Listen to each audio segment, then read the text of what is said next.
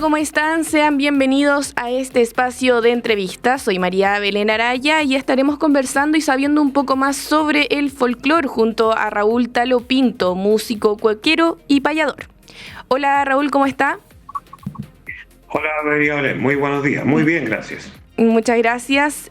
Primero, Raúl, comentarle a la gente que quizás no sabe o no está muy entrelazada con este término. ¿Qué es el folclore? Bien, para mí folclore es sinónimo de tradición. ¿Qué significa eso? Que son las costumbres que hacen grupos de personas, que puede ser a nivel de barrio, a nivel de comuna, a nivel de ciudad, a nivel de región, a nivel de país o incluso a nivel de continente. Por ejemplo, a nivel de barrio, cada cual tiene su manera de cocinar y son transmitidas de generación en generación. La mamá no le enseña a cocinar a la hija, sino que la hija aprende mirando. A nivel continental, por ejemplo, en toda Latinoamérica, desde México y Cuba hasta Chile y Argentina, se cantan décimas, que es, por ejemplo, como la canción Volver a los 17, que está escrita en décimas, de Violeta Parra. Entonces yo puedo cantar una décima cubana o puertorriqueña o mexicana o argentina o chilena con melodías de cada uno de estos países. Entonces ahí tenemos una costumbre, una tradición que permanece durante el tiempo, y las características más importantes es que esta tradición o costumbre se transmiten de generación en generación y en forma espontánea. Es decir, si yo aprendo algo en la universidad, en la escuela, no sería tradición, aunque si puedo escuchar una cueca en la escuela como primera vez y después me dedico a la cueca, bueno, ya es otro cuento. Entonces, lo más bonito de esto es que la gente opinaba en los años 60, los investigadores, que las tradiciones se iban muriendo. Por ejemplo, los bailes chinos de la Virgen de Andacollo o el guitarrón chileno de la zona de Pirque. Y cada día hay más guitarroneros, cada día hay más guitarrones, cada día hay más bailes chinos. Entonces, lo que decían los investigadores en los años 60 era una mala interpretación de cómo iba evolucionando la tradición, que también se denomina folclore. Ahora, folclore es una palabra inglesa, ¿cierto?, que inventó un señor llamado William John Thoms en 1700 y tanto, y que es folk, pueblo, y lore, saber, el saber del pueblo. ¿Cómo va construyendo entonces la identidad cultural de un país, en este caso Chile, el folclore? El folclore que usted decía que nace de manera espontánea. Además, el folclore no son solo bailes, también hay un abanico de tradiciones que son parte del folclore chileno. No, se va transmitiendo en forma espontánea. Entonces, la importancia de esto es que, por ejemplo, respecto a la identidad, como dice usted, por ejemplo, el metro del 6/8, que en música serían 6 corcheas por compás, está en la cueca, está en la samba argentina, está en otros ritmos chilenos y en otros ritmos argentinos y venezolanos y colombianos, en fin. Pero todos son distintos. La samba argentina se rajea de una manera, se toca de una manera, la cueca chilena, que es 6/8, se toca de una manera, se rajea de otra manera en la guitarra, y es muy difícil que un argentino que toca hermosamente la samba pueda rajear bien una cueca chilena, y al revés. Nosotros tocamos muy bien la cueca y queremos hacer una samba al estilo de ellos y nos cuesta un poco, aunque aparentemente creamos que lo hacemos bien. Entonces hay una identidad, por supuesto. Incluso voy a decir un ejemplo muy breve. Hace los años 70, cuando yo estaba empezando en esto, había un poco acordeonistas y uno cubría una ramada y sin ver quién estaba tocando, uno sabía quién estaba tocando, porque esa persona le daba una identidad a su manera de tocar. Entonces, claro, las tradiciones, la música particularmente, que es lo que me compete a mí, tiene una identidad, y que esa transmisión es espontánea. Por ejemplo, usted mencionaba bailes y música tradicional de otros países, entendiendo que muchos, como te decía, son similares. Puede ser que muchos de estos bailes estén enraizados desde algún punto y que luego se va expandiendo por América, ¿no? Sí, evidentemente. Por ejemplo, no sé si tú sabes, pero hay una cosa muy particular que debería enorgullecernos, pero que no sabemos mucho. La marinera peruana, hasta la guerra del 79, la guerra del Pacífico, se llamaba chilena. En 1901 hay un antecedente notarial en Salta, Argentina, el norte de Argentina, que la samba, actual samba de Argentina, se llamaba chilena también. En México, en Acapulco, hay un baile que todavía se sigue llamando chilena. En algunos barrios de Santiago, Valparaíso, Coquimbo, a la cueca le siguen llamando chilena.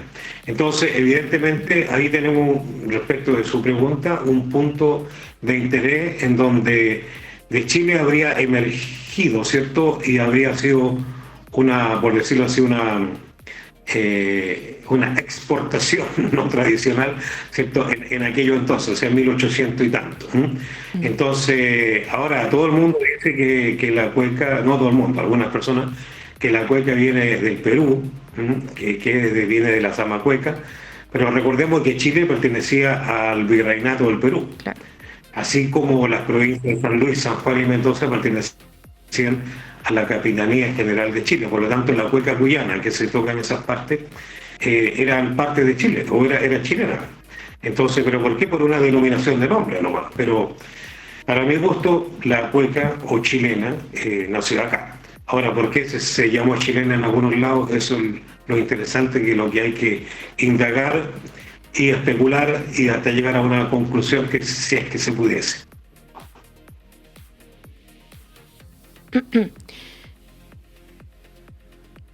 Bueno, conversamos con Raúl Talo Pinto, músico, cuequero y payador.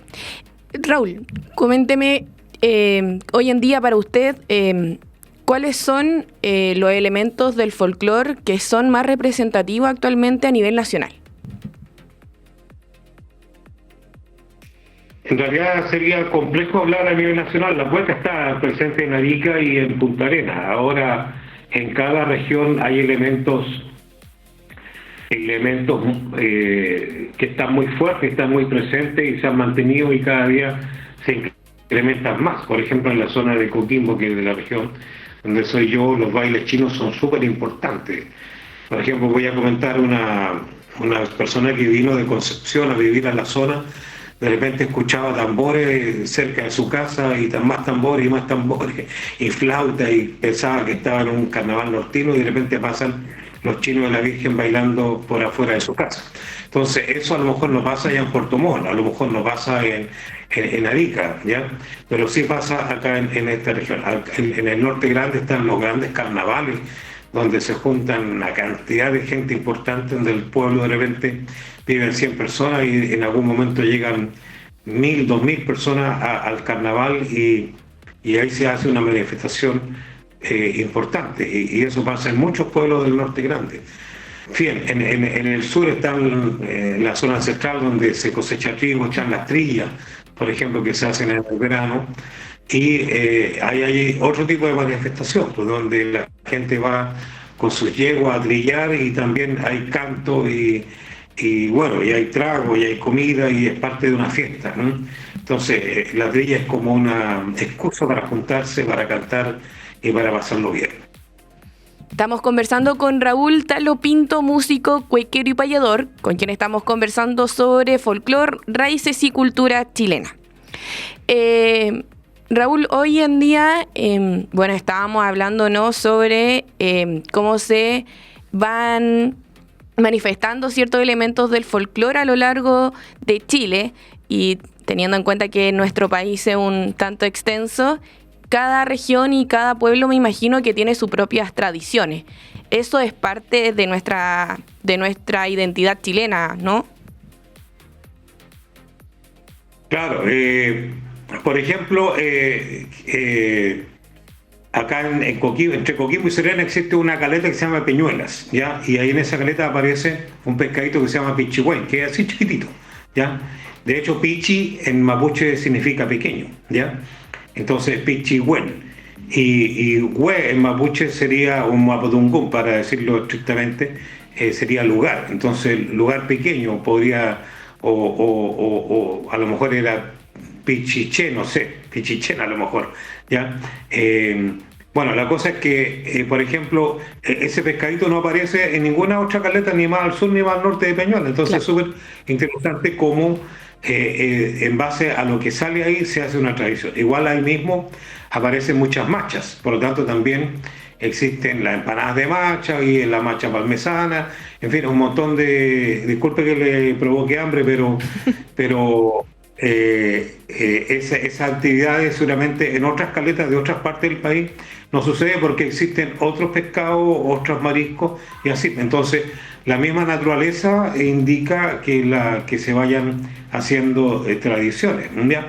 Entonces, por ejemplo, acá los changos, que son en la cultura del mar, en esta zona norte chico y norte grande, hasta hace unos años atrás en la caleta Chañaral de Aceituno había un señor que replicaba las balsas que se hacían de cuero de lobo.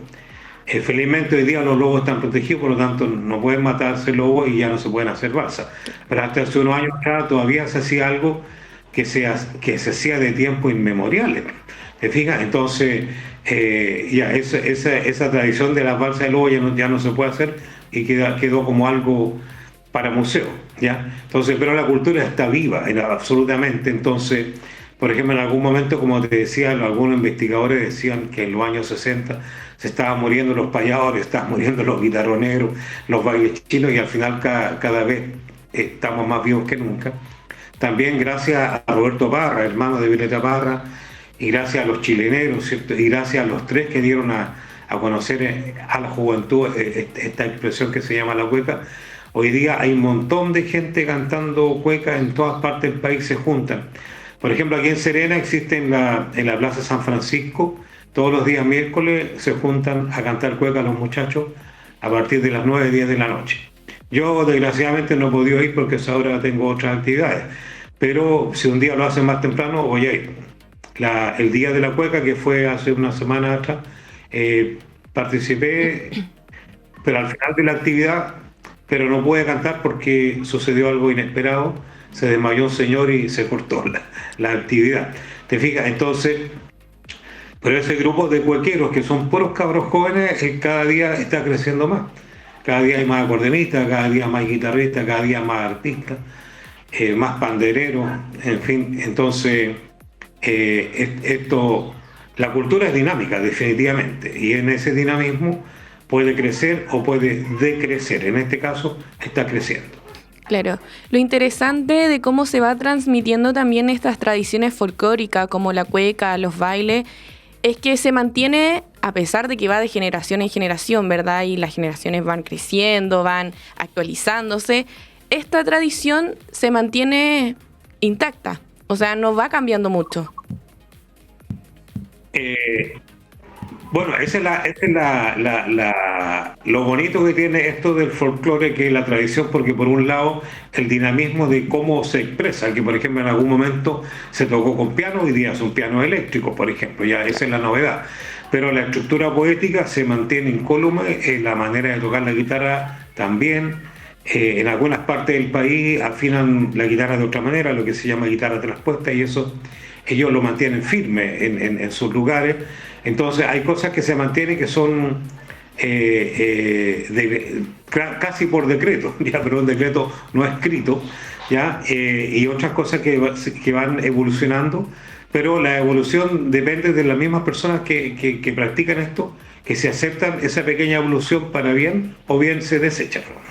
Por ejemplo, supongamos que aparezca un tipo tocando clarinete o trompeta en una actividad cualquiera y bueno, le gustó, pero no como para siempre. Entonces, claro, eso queda obsoleto de inmediato.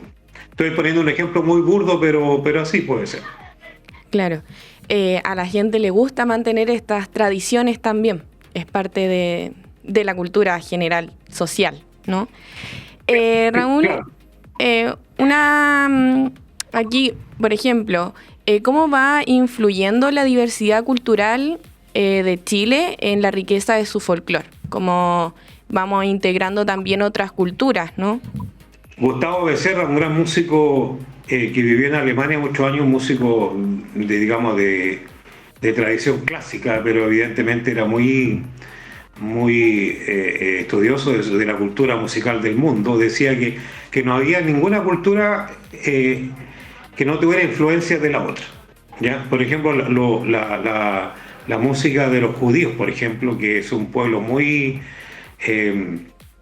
no sé cómo es la palabra, pero muy cerrado, vivió muchos años en Egipto, algo tiene que haber agarrado, ¿cierto?, de la cultura egipcia, y también algo tiene que haber agarrado de la cultura de los pueblos en los 40 años que caminaron por el desierto, claro. Tienen que haber agarrado influencia.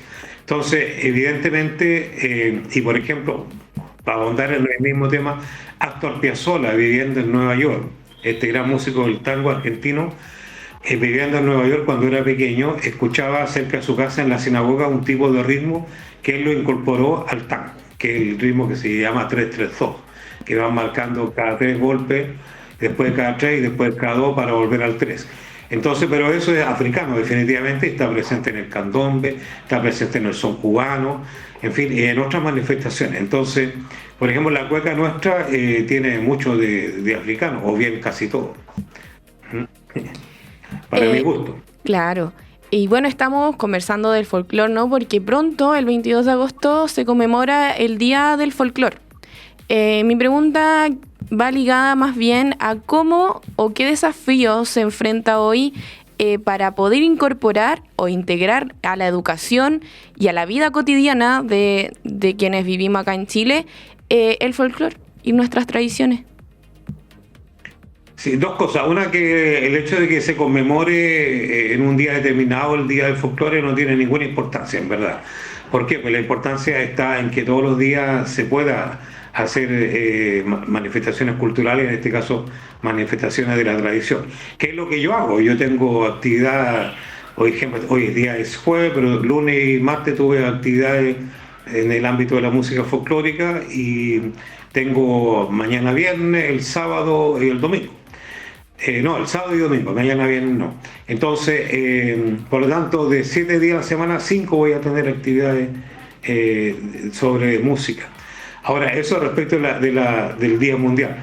Pero de la manera en que pueda esto llegar a la escuela depende únicamente de la autoridad, que yo creo que no va por buen camino, porque yo te digo que los currículos de la escuela y de la pedagogía en la universidad están cambiando cada 7, 8 años, o sea, prácticamente con cada gobierno están cambiando los currículos y lo hacen a veces para bien o para mal, pero va cambiando. Entonces las autoridades parece que quieren imponer su estilo. Ahora, hace unos años atrás en Iquique se hizo un congreso donde yo participé, donde estaba Margot Loyola, don Fidel Sepúlveda, que en paz descanse ambos, que son personas muy importantes dentro del estudio de las tradiciones, y se intentó que hubiera un currículo transversal sobre la cultura tradicional, pero no se logró. Ahora yo creo que una manera de hacerlo bien es que las escuelas inviten a personas que hacen cultura tradicional, y los chiquillos pueden ir conociendo ya directamente de un cultor, desde claro. Un cultor. Ahora, es complejo eso, pero sería una manera de empezar. Claro que sí. Lo importante es poder integrar estas tradiciones y la cultura en nuestra vida cotidiana, ¿no? Estábamos con Raúl Taló Pinto, músico, cuequero y payador, con quien conversábamos sobre raíces y folclore. Muchas gracias, Raúl, por conversar hoy con nosotros. Gracias a ustedes, muy amable. Hasta una próxima oportunidad. Muchas gracias. Y recuerde que puede revisar esta y otras entrevistas en radioregionales.cl.